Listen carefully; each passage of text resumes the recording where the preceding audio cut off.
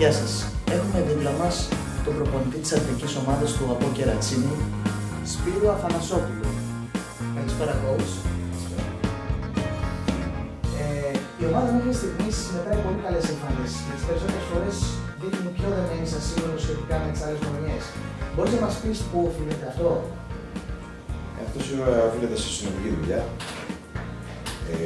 Στην Ευρωπαϊκή θα ξεκινήσει το καλοκαίρι. Από μηδενική βάση θα έλεγα. Βάλαμε κάποια πράγματα κάτω. Τα οργανώσαμε θεωρώ σωστά. Έτσι δίνουν τα αποτελέσματα. Έγινε ένα γράμμα από παιδιά της ομάδος ή άμεσα που ανεβήκαν από κάτω ή παιδιά που ήταν εδώ και κάποια άλλα παιδιά που έχουν περάσει παλιότερα από την ομάδα. Και θεωρώ ότι αυτό και η πολλή δουλειά που γίνεται από το καλοκαίρι με οδηγό τη διάθεση που έχουν τα παιδιά και σε αυτό ουσιαστικά οφείλεται η πορεία της ομάδας μου πέρα. Πέρυσι ήσουν προπονητής της ομάδας των εφήβων των Ακαδημιών του ΑΠΟ Κερατσίνη. Πιστεύεις ότι βοήθησε αυτό στο να πάρεις αποφάσεις που έχουν να κάνουν με το ρόστρο της φετινής ομάδας? Και αν πρέπει οι ομάδες να έχουν παιδιά από τις Ακαδημίες γενικότερα? Σίγουρα βοήθησε αυτό ότι ήμουν από κάτω, ήμουν στην ομάδα. Πιο σημαντικό μάλλον ήταν ότι ήμουν στην ομάδα. Ότι είχα ολοκληρωμένη εικόνα. Για κάποια παιδιά είχα προσωπική άποψη που ήταν εδώ και ήταν και από κάτω μαζί μου. Φυσικά και βοήθησε αυτό. Και από εκεί και πέρα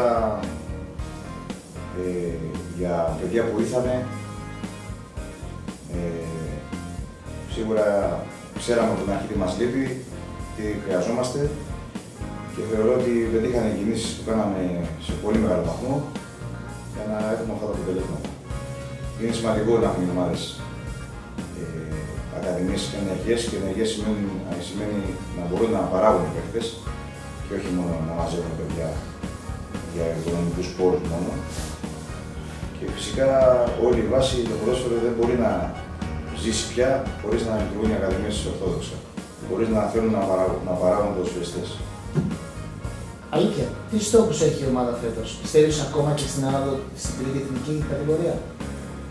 Εγώ προσωπικά στα αποδυτήρια αυτής της ομάδας, επειδή τα περάσει με όλους τους τρόπους,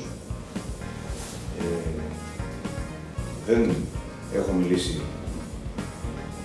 για άνοδο. Έχω μιλήσει όμως ότι επειδή ξέρω πολύ καλά τι σημαίνει αυτή η ομάδα, ότι σε οποιαδήποτε κατηγορία και να βρει, σε οποιαδήποτε κατάσταση να βρει την ομάδα, είναι δεδομένο ότι παίζει για να κερδίσει παντού. Είναι αυτός ο οδηγός, ο δικός μου, αυτός ο οδηγός της ομάδας.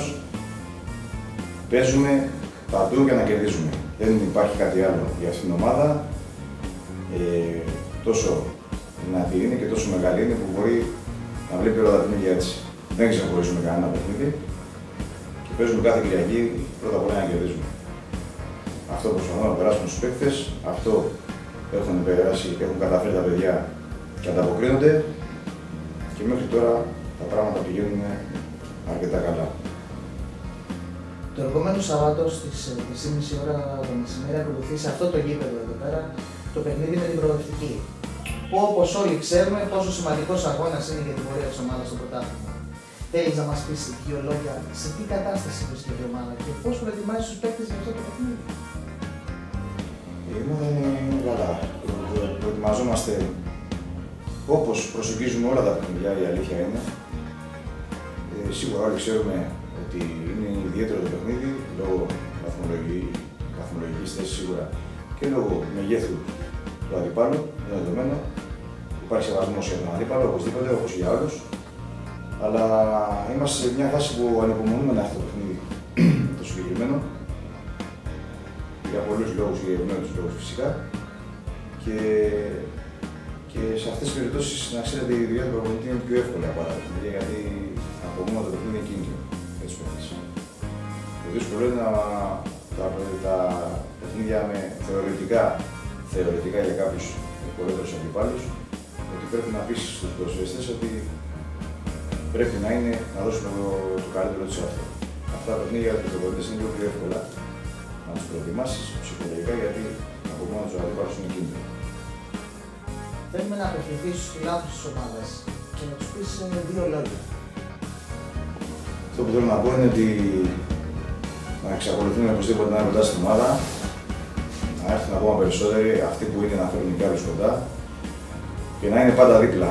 Πάντα δίπλα, το κερατσίνι είναι ένα,